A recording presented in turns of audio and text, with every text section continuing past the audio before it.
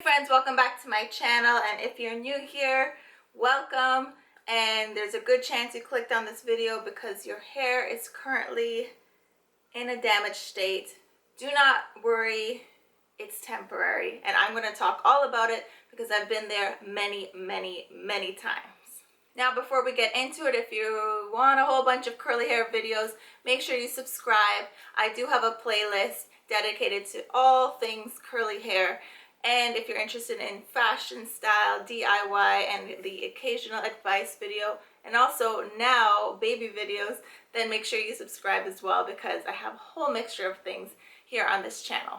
So to start off, I want you guys to know that I have been through some crazy damaged issues with my hair for many years. I have always done my hair myself, so for all the good hair moments I've had, there have been a share of bad moments as well, and it's all been a learning process. So I just want you to know that if you're over there and your hair is not curling right now, it's stringy, it's limp, it's thinner than it used to be, I've been there. So to get started, I'm going to show you one picture that I posted on Instagram that received a lot of comments and questions. And I don't want this video to be all about me, so I'm going to put my healthy hair journey and whole damaged hair issue videos in the description below so you can hear just about my journey personally. And also part 2 of this video is a question and answer portion, so I will be answering questions that will be more personal to my experience. But this part of the video is just going to be advice, a whole bunch of advice for you. Okay, so even before I get into the actual tips, I want to say 2 things for anyone out there that may find themselves in this scenario. Number 1, if you have curl damage from heat, and it's mainly around the face, which is this tends to be a very common thing, especially from the flat ironing, especially in the front area where we do the touch-ups.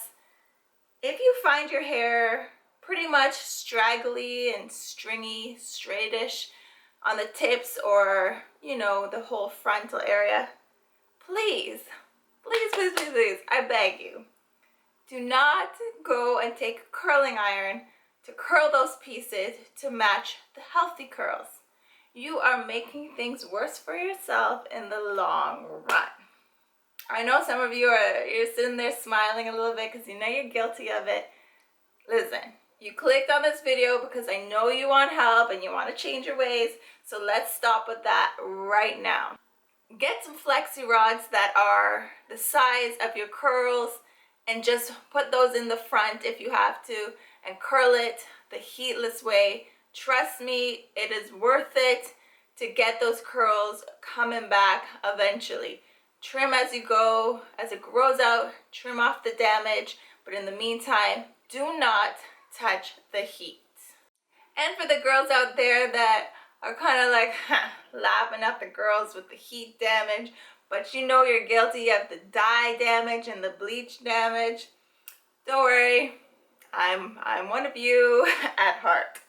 So, if your hair is not curling because you went crazy with the dye and it's an awful color and you need to just start new, so you want to just dye over it with your natural color and start again. This is what we always tell ourselves, right? Listen, give yourself some time before you do that, because I know you're going to do it anyway. Give your hair a whole bunch of deep conditioning, get a trim, wear a wig, wear a hat for a week if you can. Give your hair some time to at least breathe before you go and dye it again after you probably just dyed it a whole bunch of times or just strip the hell out of the color. Give it a little time to get those natural oils coming back in your head. Please, take it from me because I've done this many times. Do not go run out and just dye over it really quick. Odds are you're in the heat of the moment, and usually when you go and dye over it, you don't even like the first result. and you're kind of like, oh, I need to do it one more time to get the color I want. And then you're essentially dyeing it a whole bunch of times and your curls are just getting damaged each time. Give yourself some time, step back, let your hair heal a little bit first, and then you can start again. Now that I got those off my chest, because I feel like those are some two major things that most people find themselves in when they're in the state of curl damage and they're just desperate to get things back to normal. Just had to get that out there. So you find yourself with some curls that will not curl. Maybe they're doing a wave or they're just going completely flat and you don't know what to do. Here is my first step before anything else. Let's do as much deep conditioning as we possibly can to try and revive these curls. These are 3 products I would highly recommend, and they're usually really accessible to most people. Depends where you live, of course, but first one I would say is get yourself some Aussie Moist. Lather that in your hair. Put a shower cap on your hair to lock in that moisture. Put a towel on it, a turban, whatever you like to wrap your head with. Sleep in that. Sleep in that for one night. Wash it out in the morning. See how things are looking. If you need to do it again the next night, do it again the next night. Now, between these deep conditioning overnight treatments, if you have coconut oil during the day, put coconut oil all throughout your hair. Rock your hair in a bun and just let that be. Another great option if you can't get Aussie Moist, the Palmer's coconut milk deep conditioner that works really well as well. Again, I would do overnight treatments. Let that soak up in your hair as long as you can and do it for several days if you have to. If you've tried these and you're like, you know what, I'm not seeing much progress, time to pull out the Apogee 2-minute reconstructor. Ladies, I have used this in some desperate times and I don't put it in for 2 minutes. To be quite honest with you, I've done overnight treatments with it and this has worked some miracles for me in the past. I would also say the 2-step protein treatment, but I don't even want to go there right now. For now, I would say try these steps first and just saturate your hair, sleep in it. Try and do this for like a good week and then see how your hair is looking from this point. Now, the reason I say this is because most of you are not like me and you're not scissor happy. I'm a person that will pick up scissors and cut my own hair at any given time. But I know the wide majority of people want to do whatever they can to avoid having to cut the curls. I get it. So I would suggest dedicate a full week of deep conditioning like crazy. Get the coconut oil happening as well. And just treat your hair as if it is some kind of like antique that, you know, just needs the most delicate care. Say you've done all of this, still not working out. You're gonna have to face some reality and get yourself a trim. You don't have to cut off all your hair, hopefully, but a trim is going to do wonders for your hair. And I also feel like there's a bit of a psychological thing attached to it. By taking the step to actually trim off some of the damage, even if it's the tiniest little bit, you're saying that you're committed to this new healthy hair journey. So definitely be open to get a trim, and you'd be surprised how the smallest little trim can actually encourage the curls to start popping again. Next step is to find inspiration. It's everywhere. All you need to do is go on Instagram, go on Pinterest, go on Google, type in curly hair. Find someone with curly texture that is similar to yours. Now, if you can't remember because your hair has been damaged for so long, you might just have to find someone that you just admire, that you just admire their curly hair. Having an image in your mind, a goal in your mind. It's going to keep you motivated to keep your hair healthy and to commit to this healthy hair turnaround for your damaged curl. My next advice is, if you do have to do a big chop and cut off a good set of your hair, enjoy the process. I know that's hard because, you know, it's scary for some people, but I'm speaking from experience. At the time, I remember when I cut my hair really short, probably the shortest I ever cut it, I was not comfortable in it and I didn't really like it at first. And now when I look back at pictures, sometimes I miss it. It was just like fun and carefree.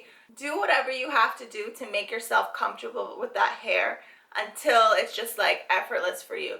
So if you have to go with extra accessories to distract from the hair when you're going out to see people a little bit, throw on some big earrings so they're like focusing on this so you don't feel like they're focusing on this because maybe it makes you uncomfortable, do it. Bright lip, whatever. Do what you have to do until you become comfortable with it, and trust me, you'll get to a point where you're actually gonna love it. Take pictures of your process.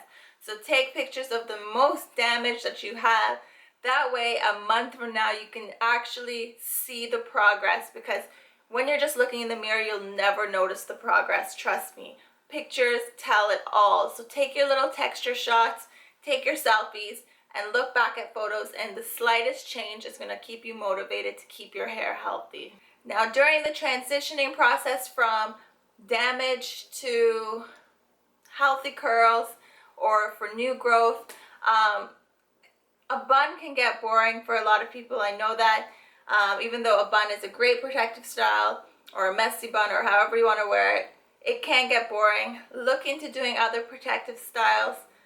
I highly suggest wigs. I know it can be uncomfortable at first for a lot of people. I never ever thought I'd be the type to wear a wig, and now I have 2 wig drawers full of wigs, and you can find affordable ones that look great.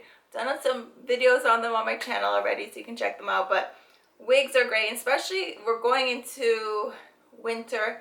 You can always do a wig with a hat on top just to keep it on so you feel secure.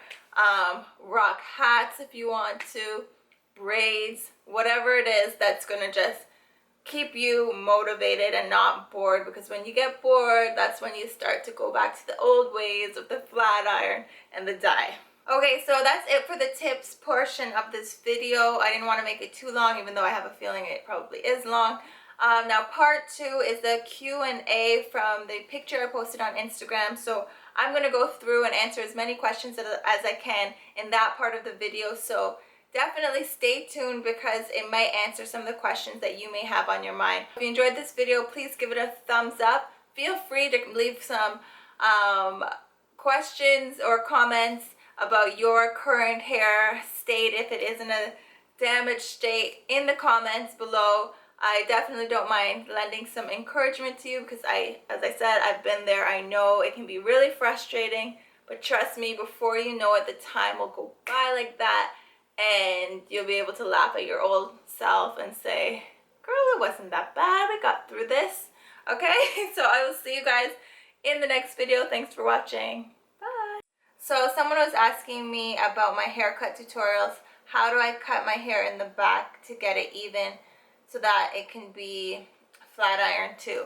Now, I'm a girl that has no desire to straighten my hair, so maybe that's partly why I'm so open to cutting my own hair. I typically use a mirror and